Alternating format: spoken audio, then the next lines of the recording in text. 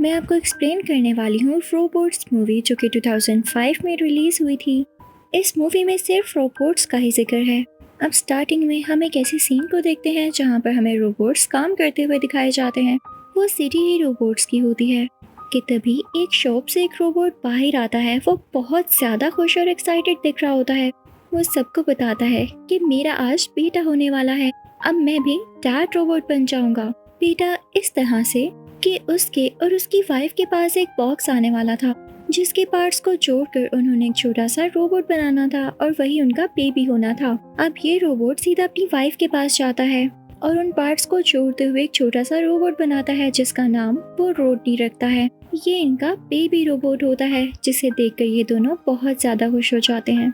रोडनी बहुत ही ज्यादा cute robot बनता है। टाइम के साथ साथ ये रोबोट अपने बेबी के पार्ट्स चेंज करता रहता है, पर कभी भी ये रोबोट अपने बेबी के लिए नए पार्ट्स नहीं ला सकता। वो हमेशा अपने फ्रेंड्स के या कजन्स के यूज किए गए पार्ट्स अपने बेबी को लगा देता है क्योंकि वो हर साल नए पार्ट्स अफोर्ड नहीं कर सकता। पर वो अपने बच्चे से यानी रोडनी से बहुत ज्यादा प्यार करता है। अब इन लोगों का एक आइडियल होता है जिसका नाम बिग वेल्ड होता है। इनफैक्ट बिग वेल्ड बहुत ही ज्यादा बेस्ट और अच्छा रोबोट था जो कि बाकी रोबोट्स के लिए भी चीजें बनाया करता था। अब ये लोग एक फेयर में जाते हैं जहाँ पर उसकी फेस के ही कुछ बैलून्स होते हैं और बाकी चीजें भी होती हैं। रोडनी और उसके फादर बहुत ज्यादा एंजॉय करते हैं। रोडनी और उसके फादर में बहुत दोस्ती होती है। रात को वो दोनों एक साथ टीवी देख रहे होते हैं। अब टीवी पर भी बिग वेल्ड का शो लगा होता है जिसे रोडनी बहुत शौक से देखता था। बिग वेल्ड सब रोबोट्स को मोटिवेट किया करता था कि तुम सब चाहे पुराने हो या नए, तुम भी नई नई चीजें बना सकते हो। और अब रोडनी के दिल में भी ये बात आ गई थी कि वो अपने फादर के लिए भी कोई नई चीज बनाएगा। उसका फादर जहाँ पे काम करता था यानी रोडनी के फादर जिस जगह पर एम्प्लॉय थे वो एक बर्तन धोने वाली कंपनी थी, तो रोडनी चाहता था कि वो ऐसी चीज बनाए जो उसके फादर के काम में मदद कर सके। अब एक छोटा सा पॉट तैयार करता है जो उसके फादर के बर्तन धोने में मदद करेगा। रोडनी बहुत ज्यादा एक्साइटेड होता है और अपने फादर की कंपनी में उसे लेकर आता है ताकि उसकी इंटेलिजेंस को टेस्ट कर सके कि वो कितने टाइम में कितने बर्तन धो सकता है। वो पॉट बहुत अच्छा काम करता है। कुछ ही टाइम में वो बहुत सारे बर्तन धो देता है। ये बात रोडनी के फादर को बहुत अच्छी लगती है, लेकिन तभी वहाँ पर कंपनी का ओनर आ जाता है जिसे देखकर वो छोटा सा रोबोट पैनिक कर जाता है। वहाँ पर पड़े हुए सब बर्तन टूटने लगते हैं। कंपनी ओनर को ये देख के बहुत गुस्सा आता है, तो वो रोडनी के फादर यानी अपने एम्प्लॉय से कहता है कि तुम्हारा बेटा बहुत पागल है, ये क्या इन्वेंट करेगा, इसने मेरा इतना नुकसान कर दिया है। ये सुनकर रोडनी और उसके फादर दोनों बहुत उदास हो जाते हैं और अब रोडनी सोचता है कि वो इस सिटी को छोड़कर कहीं दूर चला जाएगा। वो रेलवे स्टेशन जाता है ताकि रोबोट सिटी जा सके। वहाँ पर उसको ज्यादा अपॉर्चुनिटीज मिलेंगी।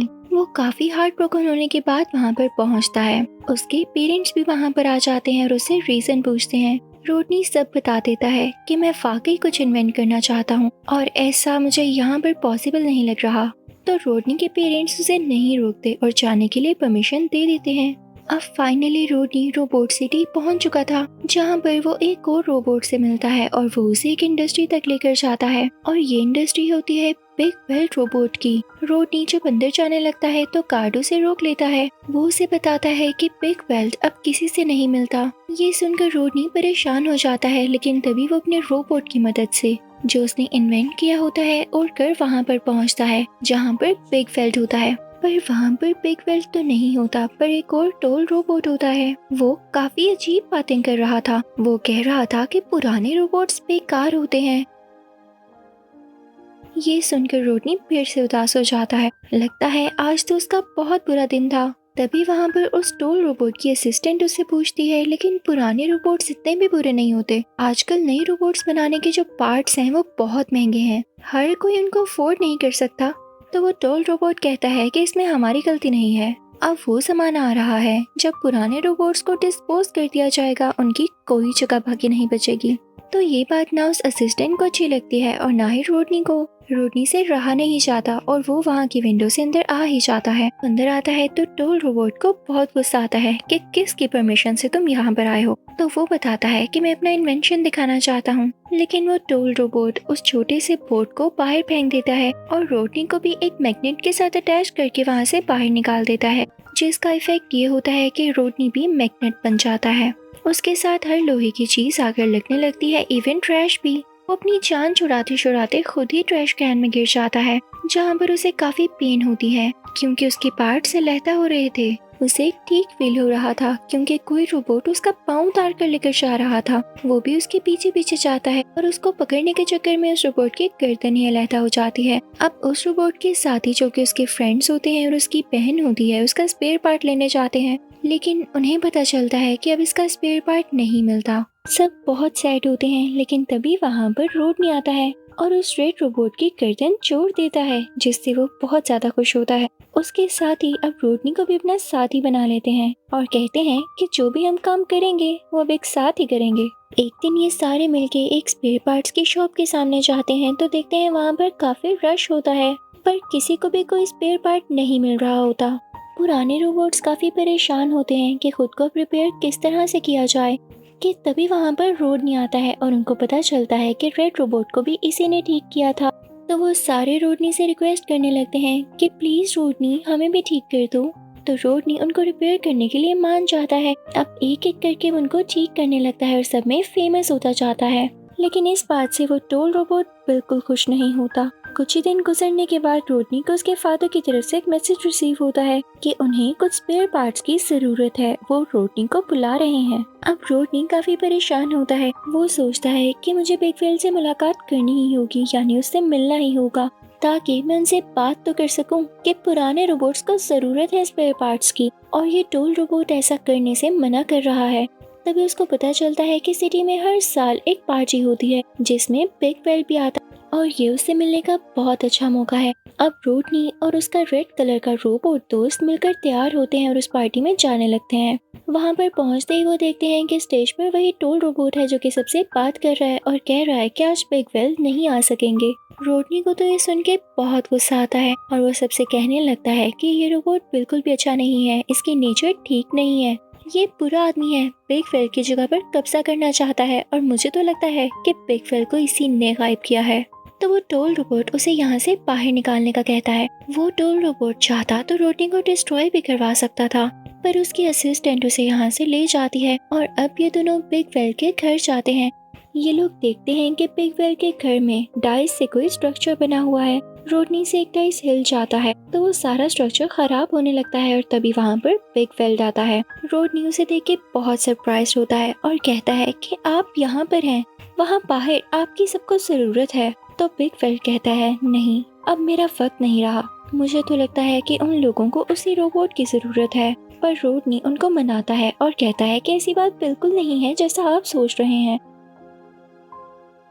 तो बिगवेल कहता है कि तुम अभी छोटे हो, मैं वो सब जानता हूँ जिसका तुम्हें पता भी नहीं है, बेहतर होगा कि तुम भी यहाँ से चले जाओ। उनसे कहता है पर आप मेरे आइडियल हैं, आप इस तरह से हिम्मत नहीं हार सकते। और ये कह के वो बाहर आ जाता है। बाहर आकर वो अपने घर कॉल करता है और अपने डैड को सब कुछ बताता है। पर उसके फादर उससे कहते हैं नहीं रोडनी, तुम्हें अगर कोई भी कहे कि तुम हिम्मत हार लो, कभी भी ऐसा मत करना, मेरा बेटा बहुत कुछ कर सकता है और जिस लिए तुम सिटी गए हो वो कर कर ही आना। ये सुनकर रोडनी मोटिवेटेड हो जाता है। उसे बहुत अच्छा लगता है कि उसे किसी ने मोटिवेशन दी है।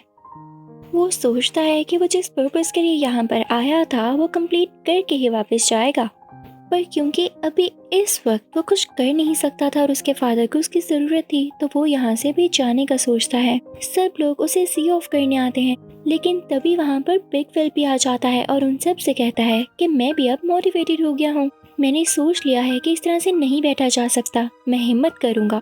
हिम्मत न की तो कुछ भी न किया। वो अपनी इंडस्ट्री चाहता है उसी टोल रोबोट के सामने और गुस्से से कहता है कि मैं सब जान चुका हूँ, तुम क्या कर रहे हो, मैं तुम्हें इंडस्ट्री से निकालता हूँ। वो टोल रोबोट जब समझ जाता है कि मेरी तो अब नहीं चलेगी और मेरा सारा कुछ इसके सामने आ चुका है, तो वो उसके पाँव पकड़ लेता है और कहता है कि मुझे माफ कर दीजिए। पर बिगवेल अब ऐसा करने वाला था नहीं, तो वो उसे निकल जाने का कहता है। उस टोल रोबोट को जब देख रहा होता है कि अब काम नहीं बनने वाला, तो वो बिगवेल के सिर पर वार कर देता है, जिससे वो इनएक्टिव हो जाता है, यानी ऑफ हो जाता है। रोडनी और वो असिस्टेंट उसे बाहर लेकर आते हैं और रोडनी उसे रिपेयर करने लगता है। तभी वो असिस्टेंट वही मैग्नेटिक मशीन लेकर आती है, जिससे वो रोडनी और बिगवेल को पकड़ लेती है पर तभी वहाँ पर वो टोल रोबोट भी आ जाता है अपनी एक और मैग्नेटिक मशीन लेकर ताकि उनको पकड़ सके।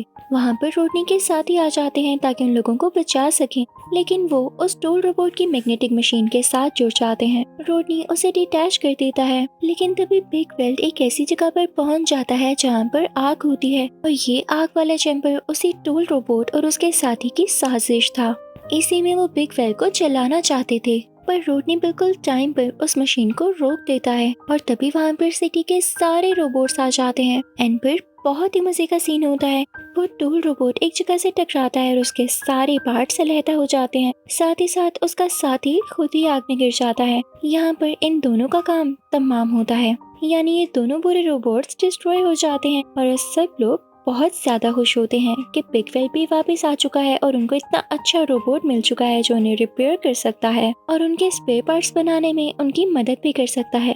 बिग वेल भी यहाँ पर बहुत ज्यादा खुश होता है। वो रोडनी से कहता है कि अब से तुम मेरे राइट हैंड हो, तुम मेरा हर काम करोगे और मैं तुमसे बहुत ज्यादा इम्प्रेस्ड हूँ। वो उसे कुछ नए पार्ट्स भी देता है जिसको यूज करके वो अपने फादर को ठीक कर सके। इस बात की वजह से रोडनी के फादर भी बहुत ज्यादा प्राउड फील करते हैं। और इसी के साथ ये मूवी हैप्पीली यहीं पर एंड हो जाती है। I hope you like the explanation. Thank you for watching.